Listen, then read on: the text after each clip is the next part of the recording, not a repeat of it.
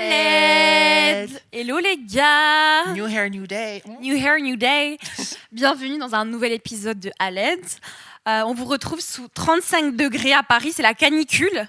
J'en peux plus. Vraiment, il fait trop chaud. Le réchauffement climatique, c'est plus possible. Stop. Donc aujourd'hui, on va aborder un sujet très très important, le réchauffement climatique. On rigole. Non, un sujet qui touche tout le monde et un peu trop de monde à notre goût. Un peu trop. Un peu trop proche de nous même. Mais en fait, le truc, c'est qu'on va encore se faire des ennemis.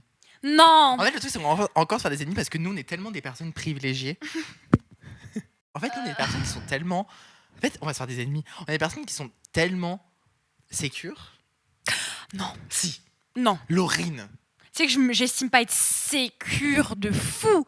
Déjà, il y a une estime de nous qui est plutôt bien safe. Non, ma vie, je te jure que pas moi, pas pour ma part. J'ai pas envie d'admettre mes faiblesses face caméra, mais en tout cas... Attendez, on va regarder déjà, on va... J'adore quand t'as le ChatGPT déjà pour chercher la définition du terme du consentement. On va parler d'insécurité aujourd'hui. Donc l'insécurité émotionnelle ou personnelle désigne un état dans lequel une personne manque de confiance en elle-même, doute de sa valeur et se sent fragile face au regard des autres ou aux situations de la vie. Elle se caractérise souvent par une faible estime de soi, un besoin de validation extérieure, une peur du rejet, de l'abandon ou du jugement, une difficulté à se sentir suffisante ou légitime. Cela peut se traduire dans le comportement par chercher constamment à être rassuré, être jaloux ou méfiant, se comparer aux autres, devenir dépendant affectivement ou au contraire, attaquer, rabaisser pour se protéger. Donc c'est soit tu deviens... Et c'est là que ça peut devenir lourd ou épuisant pour l'entourage. En fait, c'est soit tu deviens un tapis, soit au contraire, t'es genre agressif. Ouais, c'est ça, en gros, plus ou moins. Bah écoutez, moi je connais les deux. Moi j'ai vu les deux. Donc je suis désolée, j'en reviens sur ce que j'ai dit. Nous sommes des personnes sécures. Bah, en comparaison à cette définition-là que je viens de vous citer, oui, c'est vrai que ça va. On est des personnes sécures. Pour moi, la base de se sentir sécure, c'est savoir qui tu es et avoir une bonne estime de soi. Je sais pas si j'ai le deuxième, mais en tout cas, je pense savoir qui je suis. Je pense m'estimer quand même assez, mais peut-être pas suffisamment. Je pense qu'on cherche tous un peu... Est-ce que tu t'aimes bien ? Physiquement ? Non, est-ce que tu t'aimes bien ? Bah ça va, je m'insupporte pas perso. Donc tu t'aimes bien ? Genre, l'image que tu renvoies de toi-même, il y a des côtés de ma personne. Plutôt genre... Il y a des côtés de ma personne que j'aime bien, oui. Je me déteste pas. Le ratio, il est comment ? Genre, on n'est pas en mode genre, il y a que 40% que j'aime bien. Ce serait plutôt la majorité. Je dirais plus 70. Ok, merci. Donc du coup, parce que merci, tu me dis 100%, t'es une grosse connasse, parce qu'on a tous une... Oui, on a tous une part d'insécurité en soi. Des choses qu'on n'aime pas, ou des choses sur lesquelles on aimerait travailler. Et heureusement, t'imagines, ah non, 100%, tout va bien, alors que t'as à peine commencé ta vie, mais tu vas faire quoi dire En fait, clairement, là, les gars, on va vous dire la vérité. On n'est pas là pour être gentil, on n'est pas là pour être empathique dans cet épisode. Là, on est là pour parler des gens qui sont pas comme nous, les gens qui sont insécures. Les gens qui sont insécures, et en fait, ils sont tellement insécures que ça devient lourd pour leur entourage. Voilà. Donc du coup, c'est pour ça que je voulais dire que... C'est un sujet qui lui tient énormément à cœur, comme vous pouvez voir. Je sortais avec des personnes insécures, donc... Ah non. Oh mon Dieu, être en couple avec une personne insécure... horrible, c'est la pire chose que tu puisses vivre. Mais du coup, c'est pour ça qu'en fait, je me dis, on va encore se faire des ennemis, parce que je pense que nous sommes des personnes sécures. Nous sommes des personnes qui avons une bonne estime de soi. Nous sommes des personnes qui avons une bonne vision de notre identité, de qui on est plutôt stable là-dessus. Je sais pas qu'on est stable sur tout, mais sur ces points-là, franchement, ça va. Ça va. On est en haut de la classe, on n'est pas genre les petits derniers. Mais est-ce que vous comprenez... C'est ce que je veux dire, en fait. Mais le problème, c'est qu'on s'adresse à des gens qui ne le sont pas forcément. C'est pour ça que le sujet est compliqué, parce qu'il y a beaucoup de gens qui sont insécures. Il y a beaucoup de gens qui n'ont pas d'estime de soi. En fait, c'est ça, c'est que je pense qu'on est tous plus ou moins sécures ou insécures. Voilà, je pense on a tous un côté de nous-mêmes qui n'est pas forcément sécure à 100%. Voilà, et un côté qui l'est. Mais je pense qu'il y a certaines personnes, malheureusement, l'insécurité va vraiment prendre le dessus. Et donc, comme ChatGPT nous disait, ils vont avoir des comportements pour compenser. Voilà. Et le problème, du coup, c'est que là, on parle des personnes qui ne sont pas au 70-30 de toi, ils sont au 30-70. Ça doit être dur. C'est ça a l'air affreux. Donc il y a des personnes qui sont laides. Oh. J'ai l'air imbuvable. Mais j'en ai rien à faire. Moi, franchement, on peut m'attaquer sur ce qu'on veut, mais pas là-dessus, pas sur mon estime de soi. I love myself. I fucking love myself. Et moi, genre, oui, je suis du bon côté du 30-70. Et des gens qui sont du mauvais côté du 30-70. Et... Non, moi, le problème, c'est pas que tu sois sécure ou insécure. Le problème, c'est comment tu le gères. Et si tu le gères d'une manière qui n'empoisonne pas ton entourage. Qui n'empoisonne pas ton entourage. Parce que parfois, c'est le cas. Donc, typiquement, moi... Attends, laisse-moi réfléchir à des personnes insécures que j'ai pu... Côtoyer, il y en a tellement. Il y en a tellement. Moi, je ne sais même pas par où commencer. En vrai, on va commencer avec un exemple très très simple. Vas-y, dis-moi, Rim, dis-moi. My mom. I love my mom. J'adore ma mère. I love my mom. Genre, j'adore ma mère. Il s'est attaqué à sa mère, sa propre famille, les gars. Nathalie. Shout out to my girl, Nathalie. C'est une bonne mère et c'est une bonne personne. Mais ma mère, et c'est pas lui qui dira le contraire, ma mère est insécure depuis le 20 mai 1966, sa date de naissance. Et le problème, c'est que ma mère, genre... Voilà, ma mère, il n'y a pas un moment où elle s'est trouvée genre belle. Il n'y a pas un moment où elle s'est trouvée intelligente. Et quand tu lui exposes les faits, on parle même pas de genre un ressenti ou quoi, on lui expose les faits, bah maman tu sais ça, et maman tu es jolie, regarde, bah c'est quand même non. Ça c'est une personne qui est insécure. Parce que tu peux lui prouver par A plus B, tu vois ce que je veux dire ? Mais là, ça fait de la peine, je trouve. C'est pas forcément énervant. Non, c'est juste... Ouais. Je me suis dit, on va commencer avec un exemple soft. Après, on va attaquer sur les exemples moins soft. Moi, un autre truc, par exemple, c'est t'es en couple avec une personne qui est insécure, et donc cette personne, elle va adopter, pour compenser cette insécurité et ce manque de confiance en soi, elle va venir... Des petits comportements. Elle va adopter des comportements pour compenser ses insécurités au sein du couple. Donc ça va être une personne extrêmement jalouse, une personne extrêmement possessive, une personne extrêmement contrôlante. Voilà, quelqu'un, on va pas se mentir, si ton mec ou ta meuf est jaloux, c'est pas parce qu'il t'aime, hein, c'est juste parce qu'il a pas confiance en lui. Parce que son pénis est petit, ou alors il fait 1m70. Et du coup, oh là là. Après, il y a des degrés. On peut tous être un peu jaloux, un peu possessif avec son mec ou sa meuf. Mais là, c'est un degré où ça devient handicapant pour toi. Ouais. Il t'envoie des messages constamment pour savoir où tu es. Il te parle toujours du mec avec qui tu travailles. Ah ouais, lui, là. Voilà. Il fait des commentaires passifs-agressifs. Il va essayer de contrôler la manière dont tu t'habilles. Les personnes avec qui tu traînes, les personnes que tu fréquentes. Dis-le. Et c'est là où... c'est dans ce genre de cas de figure qu'on parle. Vous voyez ou pas ? C'est pas en mode t'as pas confiance en toi, c'est ok, genre. Mais voilà, je parle pas de gens qui sont là tous les jours, qui sont dans notre quotidien, qui sont très agréables, qui sont des gens très gentils, mais qui, malheureusement, au fond d'eux, ils ont pas assez d'estime de soi, ils galèrent un petit peu avec ça, etc. Ils dérangent personne, hein. Eux, ils dérangent personne. Moi, je parle des gens qui viennent déranger les autres parce qu'ils ne se sentent pas assez bien avec eux-mêmes, avec leur relation avec eux-mêmes. Dis bien. En fait, c'est toujours la même chose. En fait, c'est toujours la même chose. Projection. En fait, c'est toujours la même chose. Vous faites ce que vous voulez chez vous, dans votre chambre. Venez pas me déranger. Venez pas me déranger. Voilà. On va reprendre la liste là, si tu veux bien. Et on va essayer d'illustrer avec notre personnel. Les exemples, donc les comportements. De caractéristiques. Donc cherche constamment à être rassuré. Là, on va parler d'une personne que j'ai connue. On va parler de mon ex. En fait, mon ex était fan, je suppose qu'il est toujours, des Real Housewives, la télé-réalité. Et du coup, au départ, quand il a adopté le comportement que je vais vous décrire, je croyais que c'était parce qu'il était fan de ça et qu'il avait l'impression que c'était qu'il du coup reproduisait un peu ses comportements. C'est-à-dire que dans une télé-réalité, généralement, t'as un moment où t'es au confessionnal et tu expliques la scène. Ouais, ou pas forcément, ou en fait t'as ce truc de genre un peu genre surjoué, ou de décrire un peu ce qui se passe en permanence. Parce que y a des caméras, il y a une audience qui s'attendent à ce que on t'explique ce qui se passe. C'est un peu scripté. C'est pas vraiment scripté, mais un peu. Et du coup, quand je sortais avec lui, littéralement sortir dans la rue, il décrivait à haute voix ce qu'on faisait en permanence. Et du coup, je me disais, c'est un peu bizarre. Genre, c'était les sous-titres. Non, mais vraiment. Donc, voilà, donc, du coup, là, on est dehors, on se promène, et c'est bien parce qu'on est tous les deux, et qu'en plus, on s'aime, et qu'en plus, ça fait tant de temps qu'on est ensemble, et qu'en plus, c'est notre premier voyage ensemble, et que du coup, c'est bien pour notre relation, parce que du coup, ça nous rapproche, et qu'en plus, on passe du temps ensemble, et que mais voilà. Mais il disait ça à toi, ou il parlait à haute voix Il peut parler à moi, mais comme si qu'il y avait des caméras qui nous suivaient. Donc en mode, alors là on est au café avec mon copain et je vais boire un petit latte. Il n'y avait pas de genre, il y avait pas de genre il parle au 4e mur, où il n'y a pas de ça. Mais c'était genre, il avait tout le temps besoin de décrire ce qui se passait, mais à moi, mais comme si qu'il le décrivait à quelqu'un d'autre. Ok, d'accord. En mode genre, et pour se rassurer sur le fait que ce qu'il vit là maintenant est une bonne chose. C'est genre, donc là, maintenant, j'en suis à un niveau de ma vie où du coup, je suis arrivée à telle étape et je pense que c'est bien pour nous parce que du coup, ça nous, machin. Et c'était en permanence. Et il mettait des trucs que j'étais au courant. Oui, je sais ça, je suis au courant de ça. Et oui, c'est la 3e fois que tu te dis que c'était bien pour notre couple qu'on soit parti en voyage. Genre, enough. Et en fait, je pensais que c'était juste un gimmick. Et en fait, non.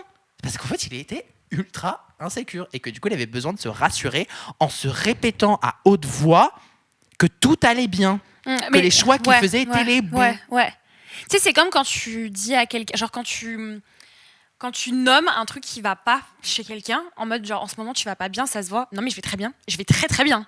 Et t'es en mode genre convince yourself. Et t'es en mode non mais Mago, c'est clair comme de l'eau de roche que tu vas mal. Ouais. Très très mal. Ouais. Tu vois, si tu as ce genre de comportement, ça rejoint un peu ça, tu vois. Ouais, ça rejoint un peu ça. Il a besoin de se convaincre lui-même. Tu vois, c'est comme les gens quand, je sais pas si ça t'est déjà arrivé, mais qui vont te parler en mode, je sais pas, d'un truc qui leur est arrivé dans leur vie, quelque chose de traumatisant, objectivement, et t'es en mode putain, mais ça a dû être hyper dur, c'est horrible. Ah non, mais je vais très bien, je vis très bien, j'ai eu aucune séquelle. Aucune séquelle. J'ai perdu tous mes parents à 12 ans dans un accident de voiture, mais j'ai 0 séquelle, je vais très bien. T'es là en mode, ok. Psycho. Genre en mode, ça leur permet de se rassurer, mais c'est juste qu'en mode personne n'y croit et c'est flagrant. Et vas-y, de temps en temps. En vrai, après, ça peut être vrai. T'as perdu toute ta famille dans un accident de voiture à l'âge de 12 ans. Et t'as jamais eu de séquelles. Pitié, ma belle. Si, j'ai le genou un peu cassé, j'ai boité. Non, mais tu vois, en mode, c'est ok, en fait, factuellement, mais si une personne, elle est comme ça sur tous les aspects de sa vie, ça devient très lourd, je pense. C'est surjoué un peu. C'est très performatif, un peu. Deuxième caractéristique. En fait, c'est Aled and ChatGPT. Être jaloux, méfiant, on en a déjà parlé. Se comparer aux autres. Est-ce qu'on a déjà croisé des gens qui se comparaient trop aux autres ? Par exemple, j'ai remarqué que, je sais pas, imaginons dans une... Voilà, ça c'est un bon exemple. Il y a des gens qui sont hyper insécures avec le fait de ne pas être en couple, avec le fait d'être célibataire. Oui, mais toi, tu le fais pas vivre, tu le fais pas, je sais pas comment dire. Tu le fais pas vivre aux gens. Genre, je peux te parler de ma relation et du bonheur que je vis, et tu vas pas me cracher à la gueule, tu vas pas exprimer. Je le fais pas devant toi. Connasse. Non, mais tu vois. Moi, je le dis très ouvertement et de manière très honnête et sincère. Là, maintenant, ce sera enregistré. Quand quelqu'un m'apporte une bonne nouvelle pour eux, il y a 95% de moi qui est super heureux et 5% de moi qui est en mode genre. Oui, mais ça, c'est tout le monde. Mais ces 5%-là, tu vas pas les présenter à la personne en face. À la personne. Non, je le fais quand tu je suis dans mon coin. Exactement. Il y a des personnes qui sont hyper insécures avec le fait d'être en couple, d'être capable d'accueillir une bonne nouvelle. Ça. Qui sont hyper insécures avec le fait d'être célibataire. Seul. Et donc, du coup, dès qu'une personne dans leur entourage, disons, se met en couple, ou je sais pas, se fiance, ou va dire un truc, mon copain a fait ça pour moi, mon copain, il m'a fait une surprise, il m'emmène à Amsterdam, voilà. Ah ouais, Amsterdam c'est nul, j'ai déjà été. Oh mais quelle horreur! C'est pas fou, honnêtement. Mais quelle horreur! C'est pas une ville de fou, je te le dis. Ça t'est arrivé? Ça m'est pas arrivé, mais je l'ai vu arriver aux autres. Et j'étais en mode. Ah mais genre, vraiment... à quel moment t'es tellement amère? C'est ça, amer, le mot c'est amer. T'es tellement amer que ton cocktail préféré c'est le Negroni, quoi. Insécure par rapport au fait que t'es célibataire, qu'en fait le fait que ta pote elle soit en couple et qu'elle est heureuse et qu'elle te l'exprime, ça te renvoie à ta propre situation. Et tu peux pas le supporter, du coup, tu vas attaquer. Donc t'es tellement insécure, c'était le dernier point. C'était rabaisser les autres, être dépendant des autres, et un peu se rabaisser attaquer un peu, tu vois. Il y a des gens, c'est ce mot que tu disais tout à l'heure, ils sont trop performatifs. En fait, j'ai l'impression qu'il y a des gens, quand ils sortent de chez eux, après même s'être habillé, tout ça, c'était un acte déjà de performance, quand ils sortent de chez eux et qu'ils parlent avec les autres, c'est lights, scène, lumière, et ça, c'est de projecteur, c'est de l'ego. Rideau rouge. Et en fait, il n'y a rien de sincère dans ce qui se passe. Mais il n'y a rien de sincère. C'est que de l'ego, c'est que de la performance en permanence. Et tout est présenté sous le meilleur des angles. Rien n'est remis en question. Aucune chance n'est prise, aucun risque. C'est comme si leur vie était leur compte Instagram. Tu veux que montrer les plus beaux angles. Alors qu'en fait, le truc c'est que même quand c'est la merde. Même quand c'est la merde, tu vas me dire ah mais c'est pas grave, je prends en rigolant. Tu vois. Mais en fait, c'est ok d'être une pauvre merde, c'est ok de s'être trompé. Mais non mais En fait, une personne mais sécure... je capte. Une personne sécure n'est pas trigger par ça. Une personne qui est sécure avec sa vulnérabilité. Avec sa vulnérabilité, en mode genre, ça va aller. En ce moment, je vais mal et je le dis et c'est ok. Super mal. Tu vois, genre ça va mal et j'en ai rien à foutre, je vais mal, tu vois. Tu sais que c'était ma décision de venir à ce restaurant-là, dans ce quartier hyper craignos, qui fait que du coup, on s'est fait... comment on dit quand on te prie ton portefeuille et tout? Voler? Ouais, on s'est fait voler. Raqueter? Ouais, raqueter et tout, etc. Je suis vraiment désolé, c'était vraiment une très mauvaise idée de ma part. Vraiment, c'était nul et j'aurais pas dû. Personne sécure. Personne insécure, c'est en mode genre... Ouais, bon, bah, je pouvais pas le savoir. Hein.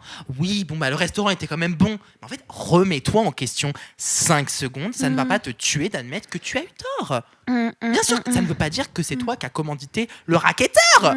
Peut-être que si. Mais tu vois ce que je veux dire? Les gens, ils prennent en mode genre, c'est impossible. Mais parce qu'ils le prennent comme une attaque. Comme une attaque c'est ça. personnelle. C'est ça. Que le moindre truc qui vient d'eux, donc une décision, un trait de leur personnalité, doit toujours être irréprochable. Bah, c'est comme Parfait. Genre j'ai un autre exemple d'insécurité, mais c'est un pote par exemple qui était au chômage pendant un moment et en fait dès qu'il a appris que les autres avaient un CDI, genre vraiment il était pas content. Et en vrai je peux comprendre un peu. In this economy? Mais juste oui, en vrai je peux comprendre. Non, mais juste peut-être que tu le dis pas. Mais tu le dis, ou alors tu le dis à un autre moment. Quand la personne l'annonce en mode genre je suis super content pour toi, en vrai c'est cool, puis je comprends parce que j'en galère aussi, ça se voit sur leur visage en mode et pour pas gâcher ce moment-là, t'as validé ta période d'essai, c'est génial. Mais dans un autre moment, pour pas gâcher ce moment-là de bonne nouvelle, tu vas en parler en mode genre bah tu sais quoi, en vrai ça me saoule parce que je suis tellement mal en ce moment que même ta bonne nouvelle, bah moi ça m'a rappelé le fait que je suis nul, tu vois. Il y a rien de plus sexy que quelqu'un qui n'a pas peur de montrer ça. Et ça fait pas de toi une mauvaise personne, mais par contre, je pense que... Ça te donne de la substance, une nouvelle perspective, une nouvelle facette. Oh, cette personne est plus que ce que je pensais. Prochain critère. Donc, se comparer aux autres, devenir dépendant affectivement. Bah ça, c'est plein de gens. Il y a plein de gens qui... Mais ça, c'est typiquement les gens qui vont rentrer dans des relations toxiques avec des persécuteurs, j'allais dire. Avec des pervers narcissiques ou des manipulateurs. Ouais. C'est j'ai zéro estime de moi, donc du coup, bah... Je me laisse faire. Moi, je trouve ça pas dérangeant pour moi. Enfin, c'est pas mon... Ah non, ça, par contre, bon, c'est dérangeant pour moi quand ça fait 10 ans que tu me parles du même type qui te fait du mal et que tu as pris zéro décision. Je trouve ça très triste pour les autres. C'est super pour la triste, personne en question. Moi, ça m'est déjà arrivé. Hein. J'ai déjà été cette personne-là. On va parler d'un thème de l'insécurité que là, ça ce n'est pas indiqué là. Mais... C'est quoi Non, c'est pas. Okay, là, je sors de ça. On a fait tous les caractéristiques. Ouais. On va parler d'un autre truc qui, pour moi, me fait penser à tout ça. L'insécurité masculine. À quel moment tu n'es pas assez sécure dans ta masculinité pour être une grosse merde, pour être perturbé, pour le prendre comme une attaque qu'un homme soit efféminé. À quel moment tu es tellement insécure dans ta féminité pour le prendre comme une attaque personnelle qu'une femme trans existe? Et vous êtes typiquement malade. 99,9% des homophobes. Ils sont complètement malades. Pas ce que ça leur renvoie. Ça leur renvoie genre, mais l'insécurité masculine. Putain, mais franchement, je peux pas. On pourra écrire un livre dessus. En fait, c'est pas possible. En fait, non. Par exemple, j'ai un pote, à chaque fois qu'une meuf le rejette, il l'insulte de tous les noms et il en parle pendant 2 ans et demi. Parce qu'en fait, il n'arrive pas à supporter que, c'est plus un pote, mais il n'arrive pas à supporter que tout le monde le rejette. Est-ce que ton... C'est quoi ça?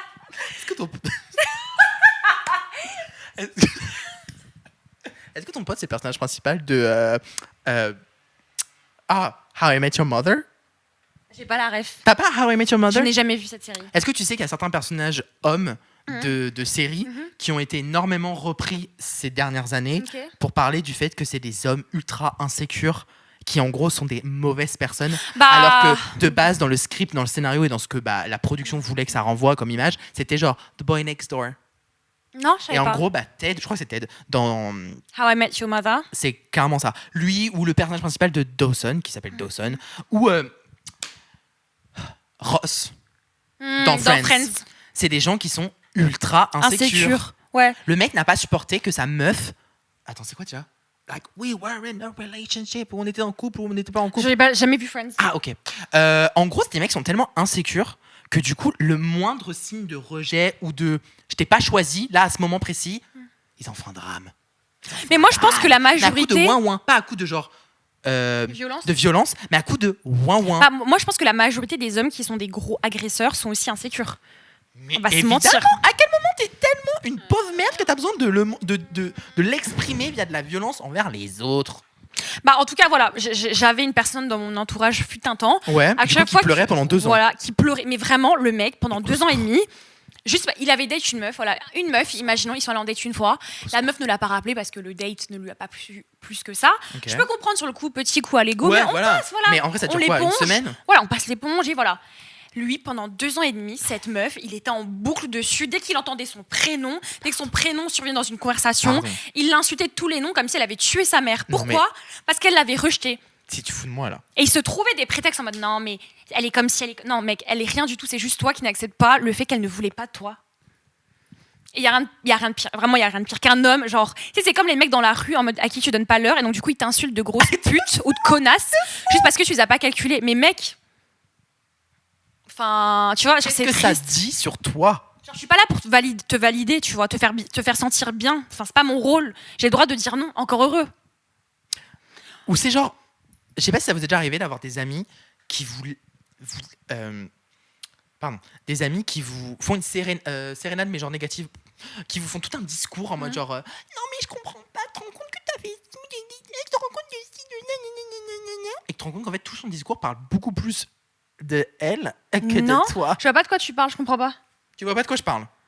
Tu vois pas de quoi je parle? T'as jamais eu genre des amis qui genre en gros à une période où genre ils allaient pas bien, où ils étaient insécures par rapport à quelque chose, ils t'ont balancé plein de trucs dans la gueule. Ils t'ont reproché quelque chose? Ils t'ont reproché des choses, etc. Alors qu'en fait ça n'avait absolument aucun rapport avec toi. Si. C'était plutôt un rapport avec la chose qu'ils vivaient. Avec eux-mêmes et ce qu'ils vivent. Toi, ça t'est déjà arrivé? Bah bien sûr que oui. Moi, il y a des amis où genre, en fait, c'est vraiment ce truc, c'est genre, tu ne supportes tellement pas que à ce moment-là, ta propre existence vie. À ce moment-là, que du coup, tu cherches. C'est le locus de contrôle. Locus de contrôle en psychologie, c'est où est la responsabilité dans une situation. Ok, je capte. Interne, externe. Interne, c'est de ma faute. Externe, c'est la faute des circonstances extérieures ou de quelqu'un d'autre. Exactement. Et il y a des gens. C'est un classique ça. Et il faut avoir les deux, hein, parce que tu peux pas être responsable de tout. Non, tu n'es pas responsable du fait que il y a pas d'eau dans certains pays. Non, ce n'est pas ta responsabilité. Par contre, c'est ta responsabilité si t'as pas sorti les poubelles alors que c'est ton appartement. Voilà. Donc il faut toujours faire les deux. Il y a des gens qui ont soit l'un, soit l'autre, et là c'est la merde. Et donc du coup, il y a des gens qui ont un locus de contrôle, mais c'est pas possible. En fait, ils vont aller chercher midi à 14h de je ne sais qui, de je ne sais quoi, de je ne sais quoi, de qui dans leur entourage. C'est eux les fautifs dans une situation qui en fait, c'est juste que ta vie c'est de la merde à ce moment. Ou des gens. Et c'est ok. On a tous des moments où notre vie elle est trop. Ou des gens qui vont t'attaquer, qui vont créer des problèmes avec toi, qui vont créer un bif imaginaire avec toi. Voilà. Juste parce qu'en fait ils se détestent. Parce qu'ils ne s'aiment pas. Parce qu'ils s'aiment pas. Girl. Bah, put some eyeliner on. Ouais. Put some lipstick on. Genre vraiment. Je sais pas, juste apprends à te coiffer et ça ira mieux. En fait, c'est ça, c'est que souvent, en fait, quand une personne traverse une période qui est compliquée, en fait, il y a un peu 2 écoles en termes de réaction. Comme tu disais, soit tu internalises cette estime de soi, cette valeur, ce mal-être, ce que tu vis, tu l'internalises. Donc ça va, la déprime, la dépression, l'anxiété, estime de soi, voilà. Soit tu vas l'externaliser, donc c'est la faute de l'autre. T'es nul, t'es une grosse merde. C'est toi qui me fais sentir comme ça. Tu vas projeter. Alors que quand t'es une personne sécure, tu vas juste dire, en fait, vraiment là, c'est la merde pour moi. On va pas se mentir, c'est nul. On va pas se mentir, c'est nul. Ouais. Je sais très bien que certaines des causes de cette situation sont de ma responsabilité. Il y en a d'autres, bah non. J'ai arrangé ce que j'ai pu arranger et je suis désolée parce qu'en ce moment je suis pas la meilleure personne en ce moment. C'est grave un bon exemple que tu as donné en vrai. Être. Ouais. Et mais je travaille dessus et je vous jure que demain ça ira mieux. I'll be back. Mais c'est si dur de faire ça. Oh mon Dieu, s'il vous plaît, à l'école, arrêtez de faire les petites choses qui font qu'on est un bon citoyen. Et faites apprendre ça aux gosses là. Je pense à un autre truc qui est horrible, c'est sortir avec une personne qui est insécure. On a parlé, mais moi j'ai un exemple en tête qui m'est venu. Je sais pas si vous connaissez, si vous avez déjà vu la série Desperate Housewives. Non, c'est vrai qu'il y a des gens qui n'ont pas regardé Desperate Housewives. Il y a des gens qui n'ont jamais regardé cette série. Tom Scavo, le mari de Lynette Scavo. Tom Scavo, c'est la définition d'un homme Il y a tellement de gens qui le détestent. Je le déteste. Tom Scavo, je te déteste. Mais vraiment, ce mec, dites-vous que le mec, mais attends, mais je le croise dans la rue. Je le croise dans la rue, je le patate. Mais il y a eu tellement de trucs, genre, en mode, le mec, il a quand même dit à Linette quand elle avait son cancer, tu parles trop de ton cancer. Le mec, il a forcé Linette à abandonner son taf pour qu'ils ouvrent une putain de pizzeria qui a fait faillite. Oui. En fait, c'était un mec... Il lui a imposé un enfant hors mariage. Le mec était tellement insécure parce qu'en fait, sa femme était successful. Sa femme, elle réussissait mieux que lui. C'était une businesswoman qui réussissait mieux que lui, qui avait une belle carrière. Devant et en elle. fait, il l'a un peu forcée à être femme au foyer pour se sentir mieux. Voilà. Alors que si elle aurait voulu aussi de cette vie, go for it. Mais c'était pas le cas. Tom Scavo, mais vraiment, c'est le titre de cet épisode. Tom Scavo. Êtes-vous un Tom Scavo? Get the fuck out of here. Êtes-vous un Tom Scavo? On veut des Carlos Solis, ok? Car, dis bien. Mais Tom Scavo, mais t'imagines, tu finis avec un homme comme ça, mais l'horreur, surtout que je suis sûre que Linette, elle s'en rendait pas compte qu'il était comme ça. Elle se rendait pas compte qu'il était aussi insécure. Après, Linette, elle est aussi folle sur plein de trucs. And shout out to my girl Linette. Mais le sujet, c'est pas la folie, c'est l'insécurité. Voilà. Et Linette, on peut dire beaucoup de choses, mais je la trouve pas insécure. Non, elle savait. Non, de ouf. Les personnes insécures, j'aimerais que vous vous rendiez compte de votre insécurité. En fait, c'est la première étape. Ouais, mais le truc, c'est que Rim, tu peux pas demander à quelqu'un d'insécure de se rendre compte de cette insécurité parce que la solution est dans le problème. J'ai pas compris. Genre, en fait, demander à une personne insécure de se rendre compte de son insécurité, c'est pas possible parce que, en fait, la solution est dans le problème. Le problème, c'est le fait qu'ils s'en rendent pas compte. Le problème, c'est qu'ils n'ont pas confiance en eux, ils sont insécures. Et donc, le fait que tu sois insécure, ça vient encore plus te rendre insécure. Non. Le problème, c'est ce qu'on a dit au début. Le problème, c'est pas qu'ils sont insécures. On l'a dit au début. On n'a rien contre le fait que vous soyez insécure. Le problème, c'est que vous ne vous en rendiez pas compte et que vous le fassiez subir. C'est ça, que vous le fassiez subir aux autres. Bah, déjà, aller voir un psy, du coup. Mais ce serait 95% de nos conseils, c'est ça. Mais genre, en fait, rends-toi compte du fait que t'es insécure. Ça veut pas dire que t'es une pauvre merde. C'est des choses différentes. Ça veut juste dire que tu n'es pas sécure dans qui tu es, dans ton estime de soi et que t'as besoin de faire ça pour te maintenir. Tu vois ce que je veux dire? T'as besoin de faire ça. Et ça, c'est ton entourage. Et ça, c'est sur ton entourage, en fait. T'as besoin de mettre en place des choses qui sont pas saines pour te stabiliser, pour venir te sécuriser. Un autre type de personnes insécures, enfin un autre type de comportement qu'on retrouve souvent chez les personnes insécures, c'est les personnes qui se sentent constamment attaquées. Oh mon Dieu. Tu respires, tu les attaques. Tu manges un burger devant eux alors qu'ils sont au régime, t'es en train de les provoquer. Tu dis que tu vas en vacances dans une destination qui est... de votre choix. De votre choix. Bah, eux, vu qu'ils n'ont pas eu leur congé, bah, ils ont l'impression que tu te vantes et que tu les méprises. J'ai une petite histoire à raconter. So back in the day, quand j'étais à l'université, j'étais ami avec un groupe de personnes. J'avais un petit groupe qui n'a pas duré très très longtemps. Et en gros, il y avait 3 meufs. Une de ces 3 filles était ma bestie at the time. Et c'est vraiment ma bestie à ce moment-là. Et en gros, elles ont eu l'idée toutes les 3 à la soirée c'était la soirée de la fin pour célébrer qu'on avait notre licence. Elles ont l'idée de glisser une question qui était préméditée. Pour moi, dans un jeu où on se pose tous des questions les uns aux autres. C'est les petits jeux un peu en mode genre. Les jeux qui foutent la merde. Les jeux qui foutent la merde. Mais après, on avait 20 ans. Ouais, bon. Mais c'est ok. Mais non, en vrai, pas forcément, parce que ça aurait pu être des questions du genre. Si tu préfères. Es-tu gay? Non, bah, c'est comme ça. Plus des genre. Si tu préférais vivre 1 an, je sais pas. Dans le Sahara ou 2 semaines en Bolivie, tu choisirais quoi? Des trucs genre, qui n'ont aucun sens, mais des trucs un peu qui... Ouais, mais le but de ces jeux, c'est de susciter des réactions fortes. Voilà, donc bon bref. Elles ont prémédité une question. En gros, elles ont dit, en gros, si tu devais coucher avec la 2e fille et la 3e fille, donc pas ma bestie, une pour la vie et une pour une nuit, qui est qui? En fait, c'est en mode genre... Déjà, on était genre, c'est une grosse soirée, on était nombreux, et j'étais en mode genre, well, first of all, I'm gay. Déjà, je suis gay, donc peu importe ce que je vais répondre, ça n'a pas de valeur, d'impact dans la réalité. Ouais. Et du coup, bah, alors, il y en a une que je connaissais depuis les 3 ans de licence, et une que je connaissais depuis 3 mois. j'ai bien sûr pris celle 3 mois pour une nuit et celle que je connaissais depuis 3 ans pour la vie. Ça me paraît plutôt logique. Bah oui, non, mais je vois très bien. Bah vu que t'es gay, tu vas pas te baser sur ton attirance, c'est sûr. Voilà, on est d'accord. Ouais. Et en gros, en fait, peu importe ce que j'aurais répondu, on me l'aurait pris. En fait, c'était fait pour que, comme tu dis, pour qu'on le prenne mal. Et en gros, on m'a pris la tête parce que mais t'es sûre que t'allais dire ça, non, et tout. J'étais en mode genre, ah ouais. Et tu sais, en fait, j'avais peur que, c'était tellement évident, ça veut dire que genre, j'en ai rien à foutre de la troisième, en fait, que genre, elle m'intéresse pas en tant qu'amie. Et du coup, j'ai voulu justifier mon truc en disant qu'en fait, cette fille-là, elle était petite, assez petite, et elle était assez menue. Tu sais, genre, corpulence assez frêle, tu vois.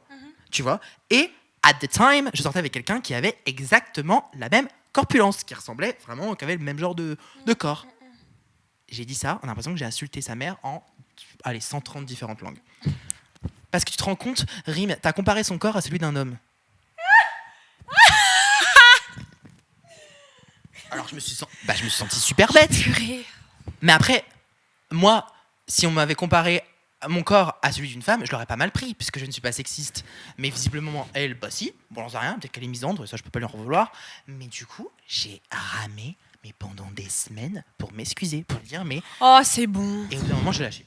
Elle était en mode, non mais en fait, ce que tu m'as dit, parce que moi j'ai de l'anorexie, et que du coup, en fait, ça vient trigger quelque chose. Et je lui dis, mais c'est pas du tout ce que je voulais, je m'excuse, mais à 100% que ça t'ait fait sentir ça. Genre, je me suis excusée, mais des milliards de fois.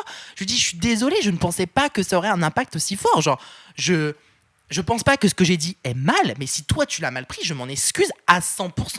Elle n'est jamais passée à autre chose. Parce que t'es venue toucher une de ses insécurités.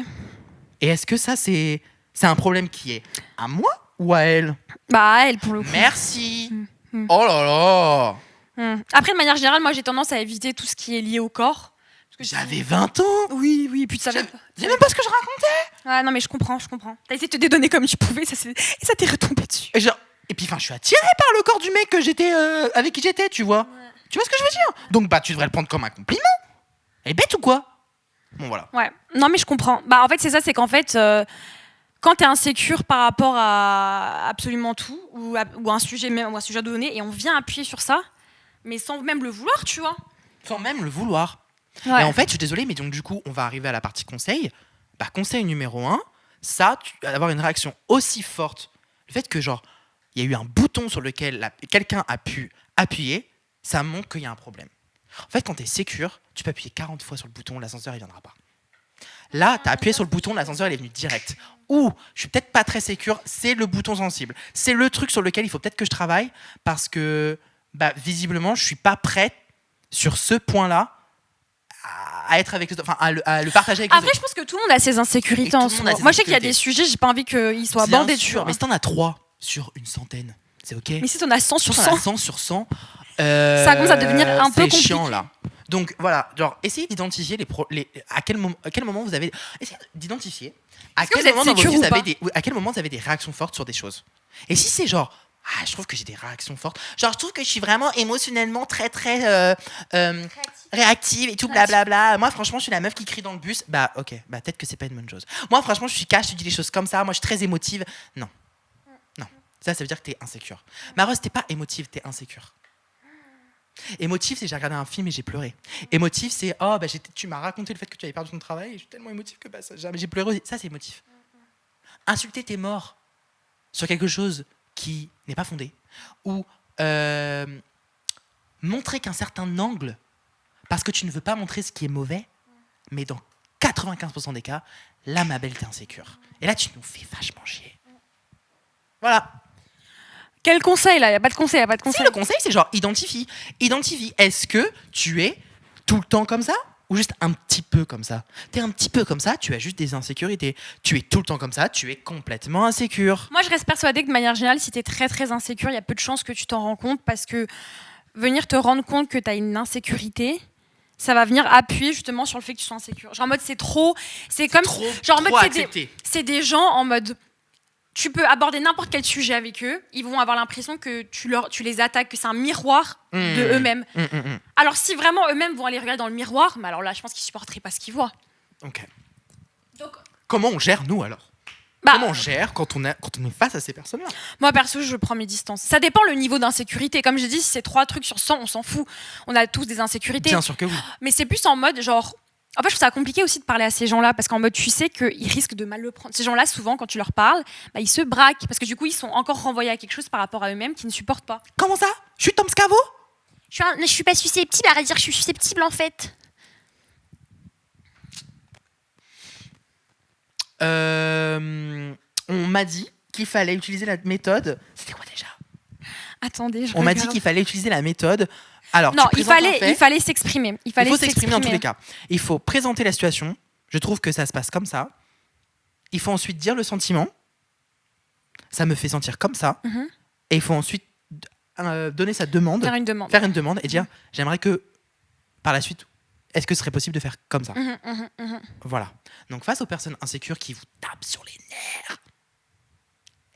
Ça me tape un peu sur les nerfs. Je pense qu'il faut leur en parler, mais il faut être aussi un peu bienveillant parce qu'en réalité, c'est des gens que tu souffres quand même, tu vois. Ouais, de fou. Je pense qu'il faut rester dans la bienveillance. Faut pas, voilà, il faut rester dans la bienveillance. Mais je pense que c'est aussi ok de dire, écoute, genre je t'aime bien, ma star, mais je suis pas le réceptacle de tout ce qui va pas dans ta vie, tu vois. Ouais. Donc si je parlais de mon mec ou de mon nouveau CD, tu vas pas me faire chier longtemps. Quoi. Ou t'es peut-être pas insécure. Pardon. Tu n'es peut-être pas sécure, mais avec moi tu n'es peut-être pas sécure partout, dehors et tout, etc. Mais avec moi, c'est ok. Genre, franchement, tu peux montrer des faiblesses. Enfin, Ouais, mais il y a des gens, ils se sont incapables. Non, mais avec la personne que tu viens de rencontrer, j'entends. Mais avec des personnes qui sont de ta famille, de ton cercle. Mais avec eux-mêmes, ils peuvent pas se l'admettre. Donc, je pense qu'ils peuvent se l'admettre avec quelqu'un d'autre.